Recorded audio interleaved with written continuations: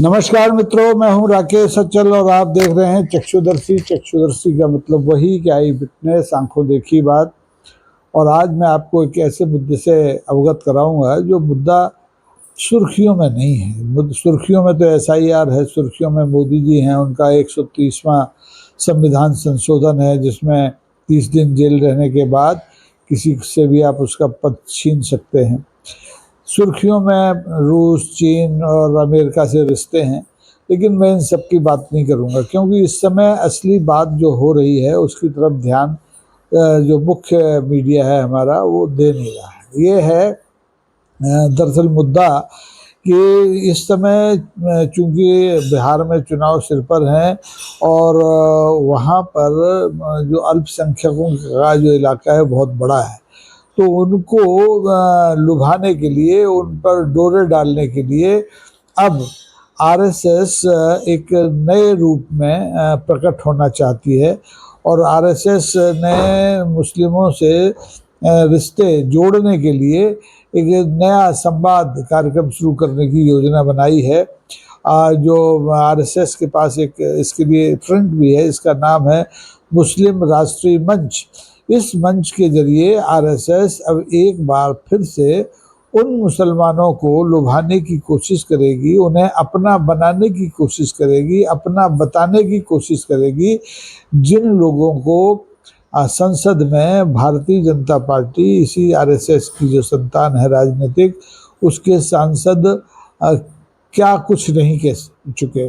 अब मैं वो शब्द इस्तेमाल नहीं करना चाहता, हालांकि वो संसद की कार्रवाई में दर्ज हुआ फिर निकला, इसलिए उसको छोड़ दीजिए। बिधूड़ी को मैं याद कर लेता हूँ। बिधूड़ी ने बीएसपी के जो सांसद थे, अल्पसंख्यक सांसद थे, उनसे क्या कहा, ऑन कैमरा कहा, सदन में कहा, वो आपको सबको याद होगा। आप सबको याद होगा कि अल्पसंख्यकों को लेकर के जब भी पिछले दिनों आम चुनाव हुआ, आम चुनाव से पहले विधानसभाओं के चुनाव हुए, तो माननीय प्रधानमंत्री जी ने क्या कहा कि आपके मंगलसूत्र लुट जाएंगे, आपकी भैंसें खुल जाएंगी। और अभी 15 अगस्त को माननीय मुख्यमंत्री ने कहा कि हिंदुस्तान की डेमोग्राफी बदलने की कोशिश कर रहे हैं ये अल्पसंख्यक। अब उन्हीं अल्पसंख्यकों को अपना बताने के लिए, अपना बनाने के लिए आरएसएस ने कार्यक्रम बनाया है संवाद का। और जो मुस्लिम राष्ट्रीय मंच है आरएसएस का, इसको ये जिम्मेदारी दी गई है कि वो देश भर में अलग अलग हिस्सों में जाए और जिला स्तर पर, वार्ड स्तर पर, जहाँ भी संभव हो वहाँ बुद्धिजीवियों के साथ बैठे, मुस्लिम बुद्धिजीवियों के साथ बैठे, उन्हें समझाए कि हम लोग अलग अलग नहीं हैं, हम हिंदू मुसलमान अलग अलग नहीं हैं, हमारा तो डीएनए एक है। अब आप समझ सकते हैं कि आरएसएस और भारतीय जनता पार्टी वक्त पड़ने पर कैसे गिरगिट जैसे रंग बदलती है। ये वही भारतीय जनता पार्टी और आरएसएस है जो अल्पसंख्यकों को अपना मानने के लिए तैयार नहीं है, उन्हें घुसपैठिया मानती है, बांग्लादेशी कहती है, रोहिंग्याई कहती है, पश्चिम बंगाल की सरकार पर मुस्लिम तुष्टीकरण का आरोप लगाती है। और ये वो भारतीय जनता पार्टी है जिसने पिछले लोकसभा चुनाव में और राज्यसभा में भी जितने भी उसके नॉमिनेशन हुए, एक अल्पसंख्यक को टिकट नहीं दिया, प्रत्याशी नहीं बनाया। और ऊपर से अब ये दावा कर रहे हैं कि अरे हिंदू मुसलमान तो एक हैं, हमारा तो डीएनए एक है, हम अलग अलग थोड़े ही हैं।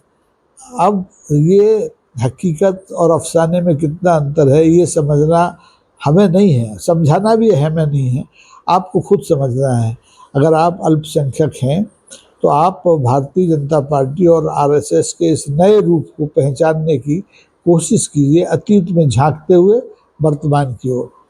आरएसएस के जो प्रमुख हैं, सरसंघ चालक हैं, माननीय डॉक्टर मोहन यादव साहब, उन्होंने अभी पिछले दिनों इसमें हरियाणा में एक बैठक की, हरियाणा भवन में दिल्ली में, और उसमें ये निर्णय लिया कि जो आरएसएस का मुस्लिम राष्ट्रीय मंच है, जिसे माननीय इंद्रेश कुमार, जो भावी सरसंघ चालक कहे जाते हैं, वो चला रहे हैं, वो अब ये अभियान चलाएं पूरे देश में कि मुस्लिमों को कैसे संघ से और भारतीय जनता पार्टी से जोड़ा जाए।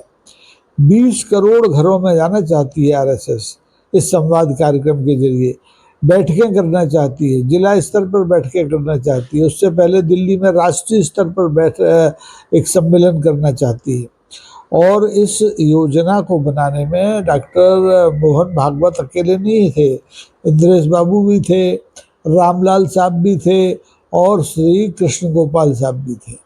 ये वो लोग हैं जो आरएसएस की रीति नीति तैयार करते हैं।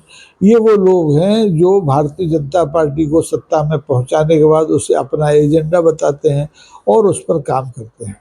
तो अब भारतीय जनता पार्टी का एजेंडा तो आपको मालूम है। आप जो अल्पसंख्यकों पर है, डेमोग्राफी बदलने का आरोप 15 अगस्त को अभी लगा है। पिछले चुनाव में मंगलसूत्र लूटने और भैंसें चोरी करने और माँ बेटियों की इज्जत पर हमले करने और लव जिहाद चलाने और गौ हत्या करने जैसे गंभीर आरोप इन्हीं लोगों ने उस मुस्लिम समाज पर लगाए हैं जिस मुस्लिम समाज को ये अब अपने गले का कंठहार बना लेना चाहते हैं, क्योंकि इनकी जमीन खिसकी हुई है। पिछले आम चुनाव में आरएसएस की तमाम कसबल के बाद लोकसभा चुनाव में भारतीय जनता पार्टी 240 सीट जीत पाई थी, जबकि इनका जो योजना थी, इनकी जो तैयारी थी और जो इस पर पैसा खर्च किया गया था वो 400 पार करने लिए। 400 से ज़्यादा सीटें जीत के वो रिकॉर्ड तोड़ना है जो राजीव गांधी ने बनाया था। राजीव गांधी ने 403 से शायद ज़्यादा सीटें, 15 सीटें हासिल की थी लोकसभा चुनाव में।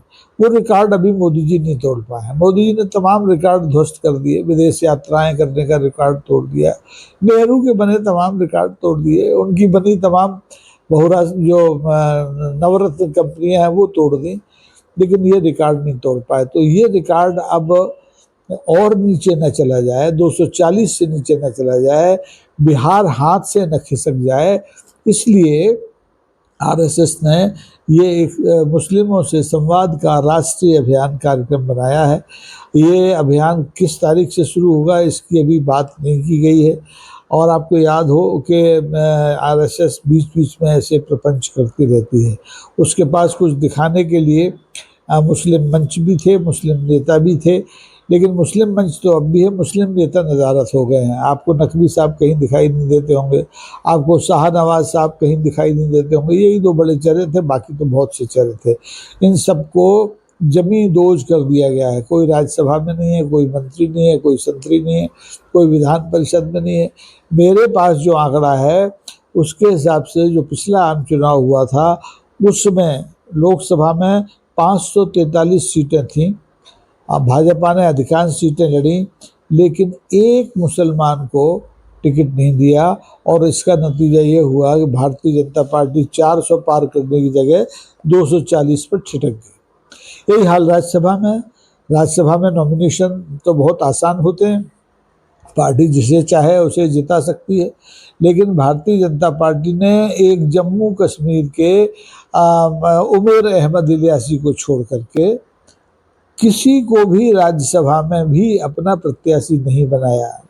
ये इनके मुस्लिम प्रेम का उदाहरण है कि न लोकसभा में कोई इनकी पार्टी की तरफ से मुस्लिम संप्रदाय का कोई सांसद है और न राज्यसभा में। और इस पर भी ये जीतना चाहते हैं उपराष्ट्रपति का चुनाव जो अभी होना है 9 तारीख को, 9 सितंबर को। तो ऐसे में आप समझ सकते हैं कि इस पार्टी का और इस पार्टी के मातृ संगठन का असली चेहरा क्या है। ये मुस्लिम विरोधी हैं, मुस्लिमों के शुभचिंतक हैं, या ये झूठ मूठ बोलते हैं कि हिंदू और मुसलमान का डीएनए तो एक है, हम लोग अलग अलग थोड़ी हैं। अगर ऐसा है तो उत्तर प्रदेश में योगी बाबा बेचारे अल्पसंख्यकों के पीछे बुलडोजर लेकिन क्यों पड़े रहते हैं? क्यों ठेले पे उनको वो नहीं बेचने देते, अपने फल फ्रूट, होटल नहीं चलाने देते, रेस्टोरेंट नहीं चलाने देते? पिछले दिनों आपने देखा होगा कांवड़ा यात्रा के दौरान कितने बेचारे अल्पसंख्यकों की क्या क्या फजीयत हुई, लेकिन वो उनका एक अलग चेहरा है। और अब ये एक नया चेहरा है जो डॉक्टर मोहन यादव लेके आए हैं कि नहीं नहीं, मुस्लिम तो हमारा दोनों का डीएनए एक है, हम लोग एक हैं, हमारे बीच में जो खामखा की राजनीतिक स्वार्थों से दीवार खड़ी की गई है हम उसको गिरा देंगे। अभी कैसे गिरा देंगे? हिंदुस्तान में आप देखिए हजारों वो हैं 28 राज्य हैं, 3 विधान परिषदें हैं, 28 तो विधानसभाएं हैं। इनमें भारतीय जनता पार्टी की 18-19 में मेरे ख्याल से डबल इंजन की सरकारें हैं, लेकिन वहाँ भी मुस्लिम सांसद कोई, विधायक कोई नहीं है। चाहे उत्तर प्रदेश देख लो आप, चाहे मध्य प्रदेश देख लो आप, चाहे छत्तीसगढ़ देख लो आप, चाहे राजस्थान चले जाओ, जहाँ इनकी सरकार है और डबल इंजन की सरकार, वहाँ मुस्लिमों को विधान परिषद में, विधानसभा में, राज्यसभा में, लोकसभा में, अरे यहाँ तक कि स्थानीय निकाय के चुनाव में भी पार्षद का टिकट देने की ये रत्ती भर गुंजाइश नहीं है। और ये चाहते हैं कि ये बेचारे जो मुसलमान हैं, जिन पर के मंगलसूत्र लूटने का आरोप लगा है, जिन पर के हिंदुस्तान की डेमोग्राफी खराब बदलने का आरोप लगा है, वो सब फिर से आरएसएस के इस मकड़ जाल में फंस जाएं और आरएसएस की जय जय करने लगे, भारतीय जनता पार्टी की जय जय करने लगे, उसकी डूबती नाव को बचाने की कोशिश करने लगे। तो क्या ये संभव है? हिंदुस्तान में बीजेपी के मात्र 1653 विधायक हैं, जबकि ये संख्या होनी चाहिए कम से कम 2500 तो होनी चाहिए, लेकिन नहीं है, क्योंकि टिकट ही नहीं दिया तो जीतेंगे कहाँ से। ये नहीं चाहते कि मुस्लिम समाज का कोई प्रतिनिधि चुन करके सदन में आए और उस समाज का प्रतिनिधित्व करे। ये खुद मुस्लिम समाज का प्रतिनिधित्व करना चाहते हैं, उन पर उपकार करना चाहते हैं। उपकार कैसे कर रहे हैं? वक्फ बोर्ड कानून, संशोधन कानून बना के, जो अभी सुप्रीम कोर्ट में फैसले के इंतजार में पड़ा है, सुरक्षित पड़ा है। ये मुस्लिम समाज की वक्फ की संपत्तियों को हड़पना चाहते हैं, लेकिन मुस्लिम हितैषी बने रहना चाहते हैं, क्योंकि इन्होंने ट्रिपल तलाक कानून भी बनाया था। तो इनका असली चेहरा पहचानना बहुत मुश्किल काम है। कम से कम मैं तो असली चेहरा इनका नहीं पहचान पाता कि ये कब मुस्लिम प्रेमी हो जाते हैं और कब मुस्लिम विरोधी हो जाते हैं। अब इनका जो ये जो मुस्लिम प्रेम अभी ताज़ा ताज़ा उमड़ रहा है, इसकी वजह क्या है, ये इसका विश्लेषण करने के, इसकी तलाश करने की ज़रूरत है। देखिए, पिछले दिनों लोकसभा का 21 तारीख को मानसून सत्र, संसद का, लोकसभा का क्या, संसद का मानसून सत्र समाप्त हुआ, एक दिन नहीं चल पाया। केवल ऑपरेशन सिंदूर पर बहस के बाद एक भी दिन हंगामा नहीं रुका, और जितना भी विधायी कामकाज हुआ वो भगदड़ में हुआ, हंगामे में हुआ, हो में हुआ, मेजे थपथपा के हुआ। उसमें विपक्ष का कोई राय मशवरा है ही नहीं, चाहे वो संविधान संशोधन विधेयक हो, चाहे दूसरे विधेयक हो।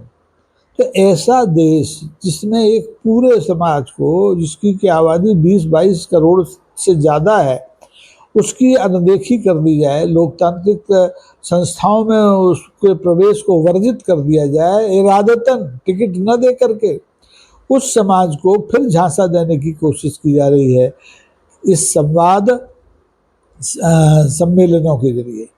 तो अब मैं तो नहीं चेताऊंगा, ना मुसलमानों को चेताऊंगा, ना हिंदुओं को चेताऊंगा।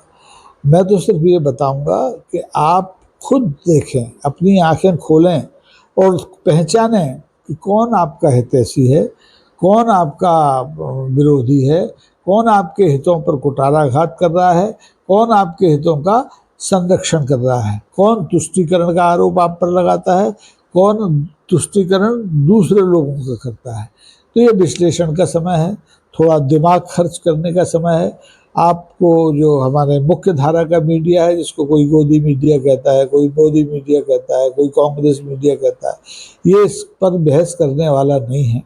लेकिन चूंकि मेरे पास ये विषय संज्ञान में आया, तो मैंने ट्रंप साहब का टैरिफ छोड़ दिया, मैंने उपराष्ट्रपति का चुनाव छोड़ दिया, जिसमें कि हमारी सरकार अब प्रतिपक्ष के उम्मीदवार जस्टिस सुदर्शन रेड्डी को खलनायक बता रही है, नक्सलवादी बता रही है, वामपंथी बता रही है। उस पर भी मैं बहस नहीं कर रहा हूँ। मैं बहस कर रहा हूँ इस झांसे पर जो आरएसएस देश के मुस्लिमों को देने जा रहा है संवाद कार्यक्रम के जरिए। ईश्वर करे कि संवाद कार्यक्रम उनका सफल हो, लोग झांसे में आए, जिससे इस देश की डेमोग्राफी न बदले, जिससे इस देश में सांप्रदायिकता का वातावरण न बने, समरसता बनी रहे, और जो हमारा रेनबो फिगर है हिंदुस्तान का, वो अपनी जगह कायम रहे। इन्हीं शुभकामनाओं के साथ मैं आपसे निवेदन करूंगा कि आपको अगर आज का ये वीडियो पसंद आया है तो कृपा करके इसे लाइक कीजिए, अगर और कृपा कर दे तो शेयर कीजिए, और अगर और दरिया दली दिखाएं तो इसको सब्सक्राइब खुद करिए, मित्रों से करने के लिए कहिए। तो ये जो हमारा अभियान है सच को सच बताने का, वो शायद जारी रह सके। आज के लिए बस इतना ही। बहुत बहुत धन्यवाद। नमस्कार। जय हिंद।